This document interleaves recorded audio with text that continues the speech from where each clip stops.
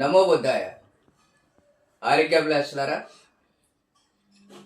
పురుషులలో స్త్రీలలో oestrogen hormones స్థాయి తగ్గిపోవటానికి గల కారణాలు ఏమిటనేది ఈరోజు తెలుసుకుందాం.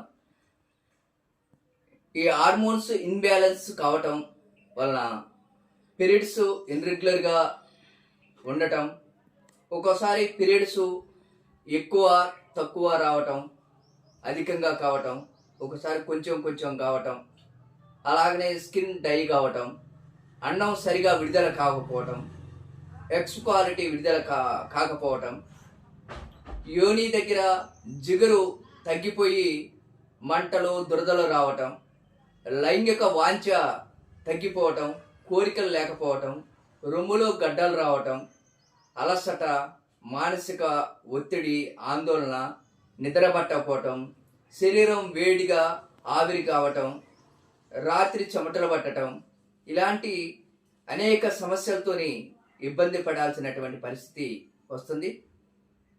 అధిక బరువుగా ఉండటం, నిద్ర లేకపోవటం, దీనివల్ల పురుషులనైతే స్త్రీలలో కూడా కొందరు థైరాయిడ్, షుగరు లాంటి సమస్యలు కూడా ఎదుర్కోవటం, పీసీఓడి సమస్య, ఇలాంటి అనేక సమస్యలతోని ఇబ్బంది పడతారు.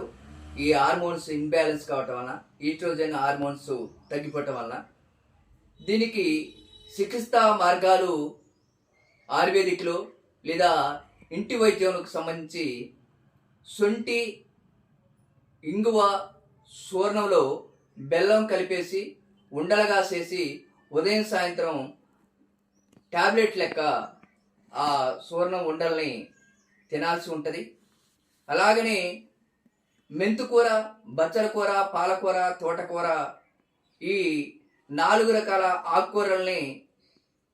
ఆకుల్ని శుభ్రంగా కడిగి జ్యూస్ పట్టి దాంట్లో తేనె కలిపి తాగాలి.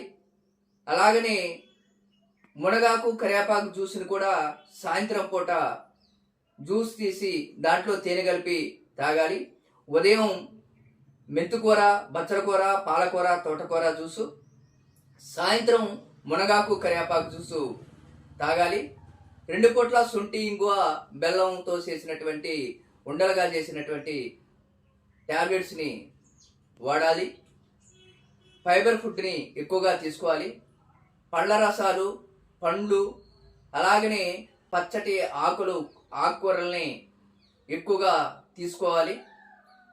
అలాంటప్పుడు ఈ స్త్రీల్లో కానీ పురుషుల్లో కానీ ఈస్ట్రోజన్ హార్మోన్స్ ఇన్బ్యాలెన్స్ కావటం అనేది ఆ సమస్య నుంచి సులభంగా బయటపడవచ్చు. జై గురుదేవ.